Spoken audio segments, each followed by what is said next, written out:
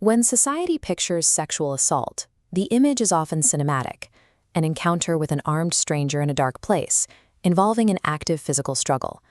This compares expectation against statistical reality.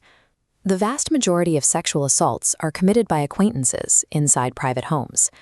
As the data highlights, most scenarios involve zero active physical resistance, frequently resulting in an absence of physical injury.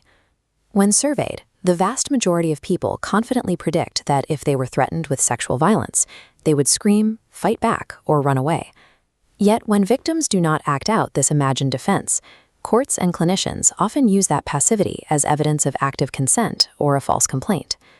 This photograph of a parliamentary chamber represents the formal legal arenas where a victim's behavior is heavily scrutinized against inaccurate public expectations.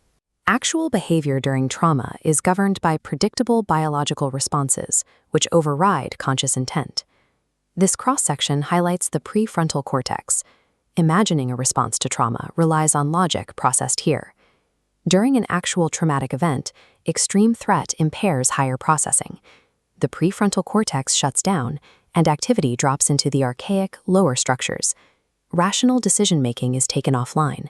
Involuntary survival mechanisms take control, rendering standard behavioral expectations useless. The system taking control is the autonomic nervous system, or ANS.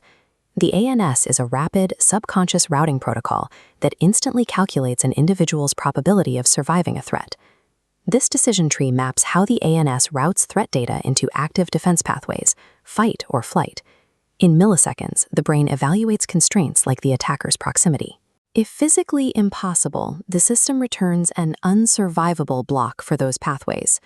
Because assaults often occur in closed environments, fight and flight are deselected. The system diverts to freeze, tonic immobility paralyzed by fear. If freezing fails, it routes to friend, an involuntary appeasement. Finally, the brain activates flop, total compliance and dissociative collapse. Neurological submission, acting compliant or appeasing an attacker, is a biologically mandated survival calculation. It is entirely distinct from active, legal consent. This physical response also dictates how the brain internally records the event, relying heavily on a structure called the hippocampus. This 3D brain model shows the hippocampus functioning normally.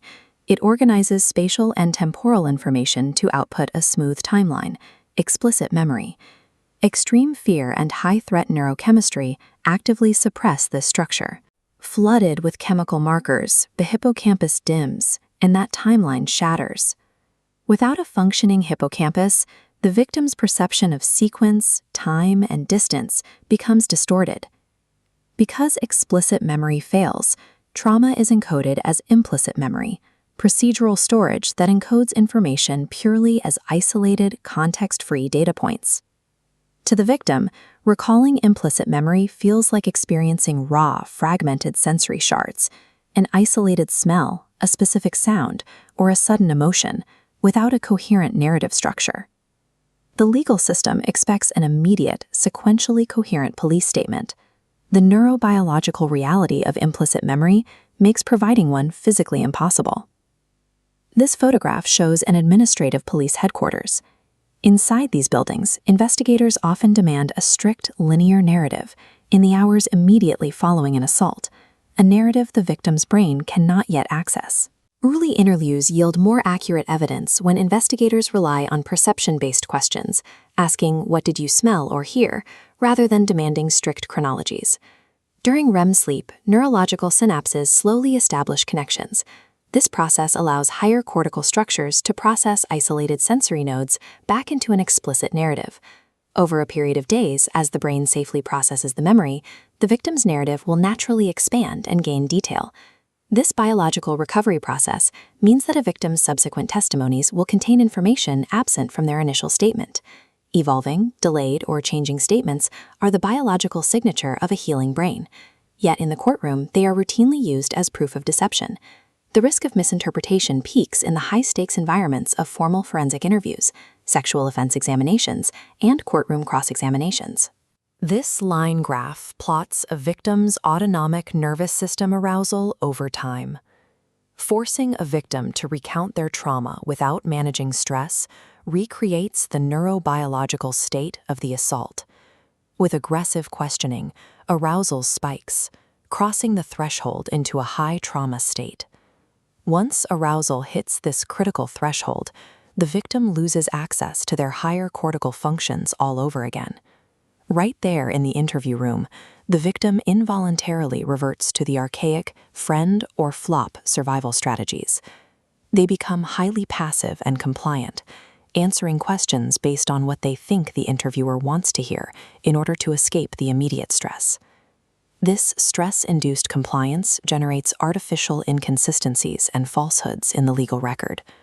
An unmanaged interview environment actively sabotages the investigation by neurologically overriding the victim's ability to access their own memory.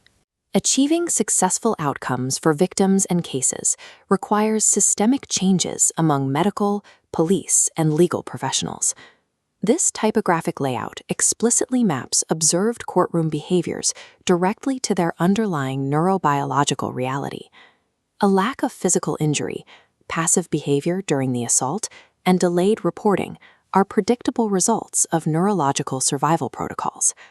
Fragmented, evolving memory is a textbook neurobiological symptom of extreme trauma and PTSD, not an indicator of a false complaint.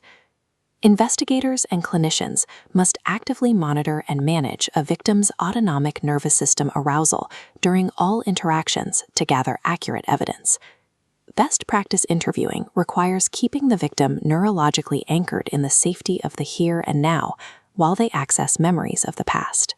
Dismantling the myth of the perfect victim will directly improve the accuracy of legal investigations and protect victims from profound institutional re-victimization.